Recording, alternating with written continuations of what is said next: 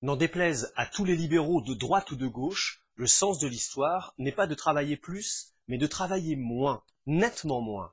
Qu'on le veuille ou non, qu'on soit de droite ou de gauche, qu'on soit français, belge ou allemand, on travaille tous 2 fois moins que nos ancêtres qui vivaient il y a un siècle. La réflexion est de Dominique Méda. Agrégé de philosophie, ancienne normalienne et énarque, Dominique Méda a fait bouger les lignes de la sociologie du travail, mais pas que. Salut, aujourd'hui je vous propose de découvrir Dominique Méda, personnage un peu atypique qui détonne dans le paysage sociologique actuel.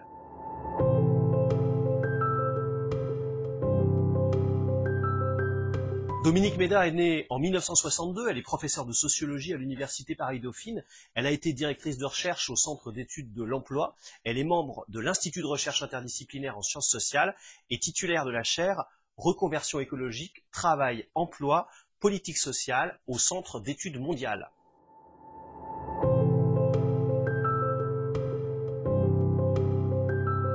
Son premier livre sort en 1995, il s'intitule « Le travail, une valeur en voie de disparition ».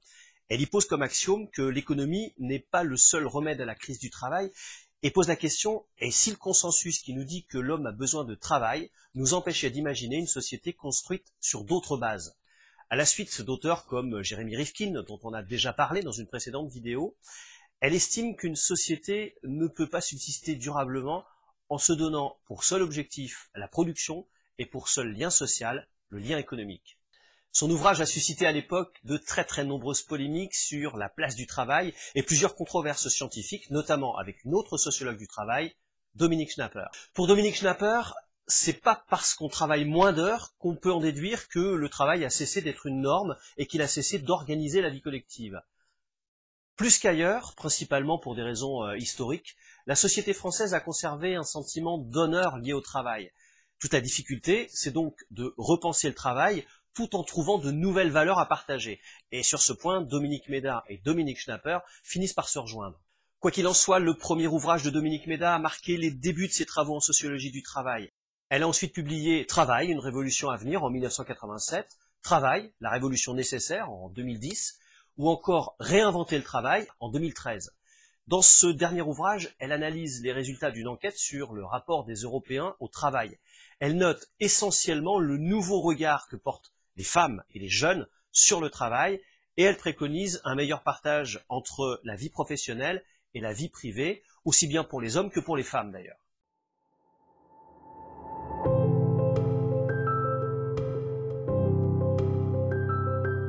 Dans le cadre de ses recherches sur le travail, Dominique Méda a particulièrement abordé la question des femmes.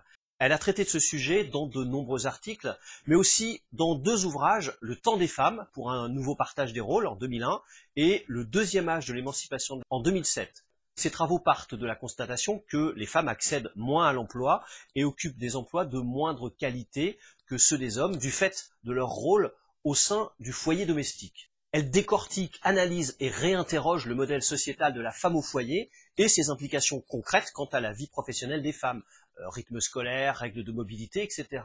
Ces réflexions l'ont de plus en plus amenée à poser des questions qui dépassent très largement le cadre strict de la sociologie du travail.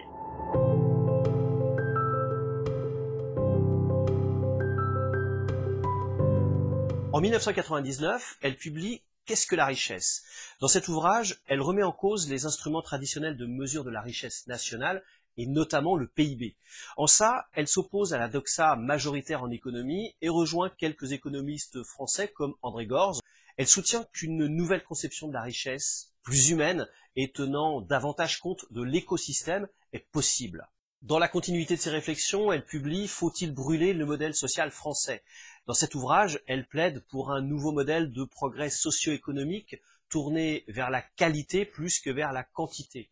Selon elle, au lieu de viser des regains de croissance, c'est un meilleur partage de la croissance existante qu'il faudrait réaliser. Pour ce faire, elle prône une autre répartition des richesses. Elle prône aussi la prise en compte de la question écologique, non pas comme une contrainte, mais au contraire, comme une opportunité.